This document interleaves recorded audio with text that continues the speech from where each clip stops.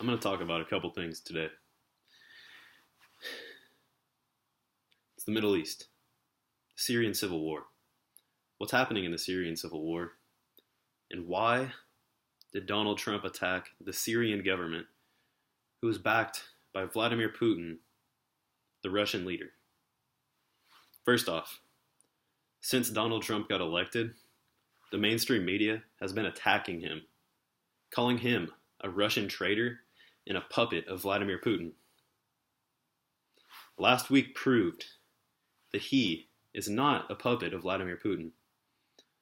Donald Trump is a narcissist.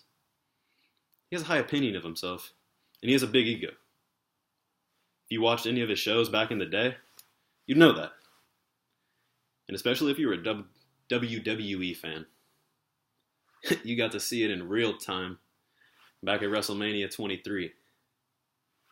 Donald Trump said to Vince McMahon, "Your grapefruits are nothing compared to my Trump Towers." And that's true. Donald Trump and Vince McMahon, they both have big egos. Donald Trump, on the other hand, has more money. That's why he's president. Let me get back on topic. So, the attack in Syria was sad. President Obama was using latent power in Syria. However, he also helped a lot of jihadists in the Middle East.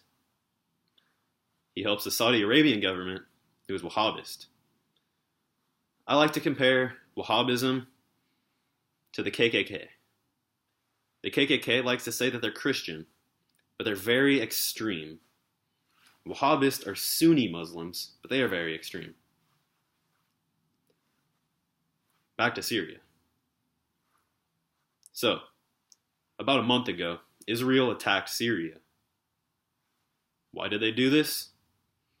Israel and Syria have had a rocky past, okay? Israel annexed the Golan Heights, also known as the Syrian Golan, after one of their wars of the past. This war was started by Hafez al-Assad and the leader of Egypt. Egypt, on the other hand, had their land taken, but returned. They got the Sinai Peninsula back. Israel kept the Golan Heights from Syria. About 2 years ago, scientists figured out that there is vast amounts of oil in the Golan Heights. So, that could be one reason why they did not give back the Golan Heights. Now, Israel wants regime change in Syria. They want Assad to be gone. Kick him to the curb, like the US did to Saddam Hussein and Muammar Gaddafi. But tell me, how peaceful are those two countries right now? Or a better question is, who runs rampant in these countries right now? Jihadists, more specifically, ISIS, the Islamic State of Iraq and Syria. I don't like this word though. I like to call them ISIL, but even better, I like to call them Daesh. Daesh is an insult in Arabic towards them, basically calling them traitors to their religion and heretics. As I divulge, I want to get back onto topic. Donald Trump used 59 Tomahawk missiles to attack the Syrian airbase. Tomahawk missiles are made by Raytheon, a military contractor. Donald Trump owns millions of dollars of Raytheon stocks. What happens when you use supplies? You have to restock on those supplies. 59 Tomahawk missiles cost about $100 million. Because our military used that, taxpayer money went to that. How much of our taxpayer money goes to the military? Over 50%. Let me go back in time to the Iraq War, where the United States used force to get rid of the Hussein regime of Iraq. I'm going to read from my textbook. It was written by Dr. Jeremy Cloward. This is in regards to Senator Dianne Feinstein of California, who is a Democrat. Members of the Bush administration were not the only individuals who forgot their ethics when it came to the war in Iraq. Demonstrating that virtue can be corrupted no matter which party one belongs to. The supposedly liberal Democratic Senator Dianne Feinstein of California made more than one decision about the U.S. war in Iraq that might be viewed as being less than virtuous. Besides voting to give President Bush the authority to invade Iraq, she also voted, as mentioned in Chapter 1, to award her husband's firm massive contracts valued at more than $3 billion for work in Iraq. Some wonder how Feinstein could have remained objective when awarding her husband huge contracts or voting to continue the war, when in each case her family was to be so richly rewarded, with public funds, no less. The fact is that she couldn't, and if we are to call her what she is, then we would call her a war profiteer. Notably, Feinstein and Cheney are not the first elites in American history to have been involved in war profiteering. In fact, some have done business not with the U.S. government, but with enemies of the United States. For instance, as the National Archives makes clear, Senator Prescott Bush, the father of George H.W. Bush, and the grandfather of George W. Bush, had his company's assets seized by the federal government in 1942 under the Trading with the Enemy Act of 1917 for continuing to do business with Nazi Germany after the start of World War II. That is to say that he was providing Adolf Hitler with material to fight a war against the United States after the war had begun. GM and Ford Motor Company, on the other hand, went along with the conversion of their German plants to military production at a time when U.S. government documents show they were still resisting calls by the Roosevelt administration to step up military production and their plants at home for the benefit of the U.S. government and American troops. Ultimately, the Senate's Ethics Committee did not investigate Feinstein after she stepped down from the Senate Military Construction Appropriations Subcommittee because of the appearance of a conflict of interest. The conflict of interest, of course, was that she was signing off on contracts that were providing her husband's firm with hundreds of millions of dollars that were being financed by the American people. Senators make money off of wars. That's why they don't condemn them. Rand Paul condemned him. John McCain called Rand Paul a Russian traitor.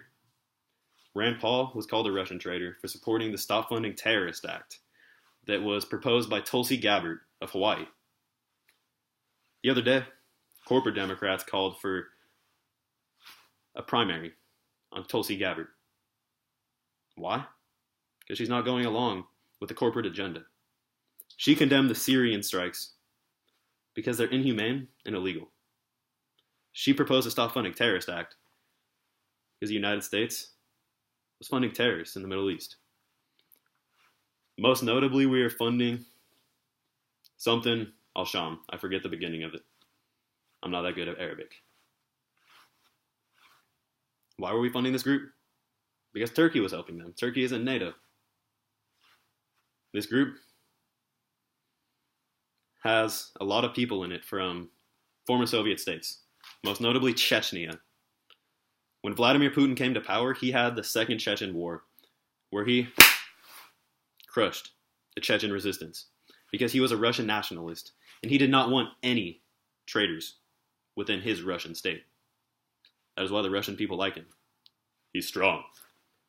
Like Donald Trump. Donald Trump is strong. He says you're fired.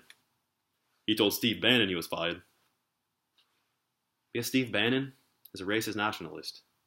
Steve Bannon did not want to attack Syria. On the other hand, Jared Kushner and Ivanka Trump,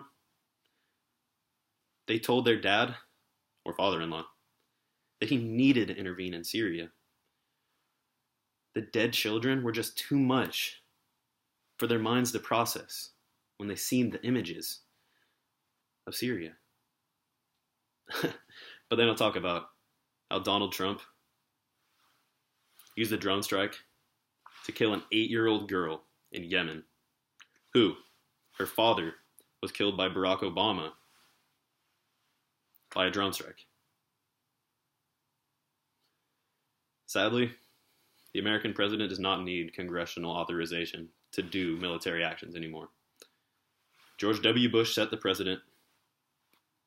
President Obama continued the precedent.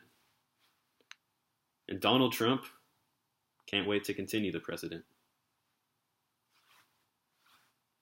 The war in Syria is to get rid of the Assad regime. It was being helped by China and Russia and Iran, who's a smaller country.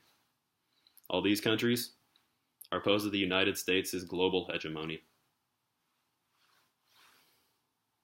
The BRICS: Brazil, Russia, India, China, and South Africa. They have their own monetary system now, which is inside of China. This monetary system is going against the Federal Reserve and the International Monetary Fund. China owns a lot of the United States' debt. That is why Donald Trump had such harsh rhetoric on China. And that is why he wants to help the United States in terms of trade. I'll give him that. He might keep Steve Bannon's protectionist ideas. However, there's a lot of globalist influences now within his administration, especially Jared Kushner, who was called a globalist cuck by Steve Bannon. Steve Bannon, just a little bit, is butthurt. But we'll see what happens